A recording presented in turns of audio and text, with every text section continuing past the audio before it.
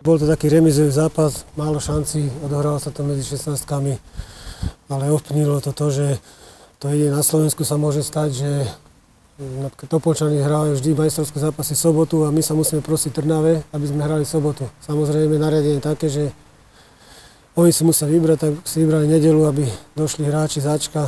Videli ste, došlo tam 6 hráčov, cudzinci, Brazílčani, drahí platení hráči, takže tá kvalita bola dobrá na ich strane. Keď došli také zostavy, dajme tomu, jak Šamorín dostali 7-1, tak určite by to ináč vyzeralo. Ale bol to dobrý zápas, taký bojovný, málo šanci. No.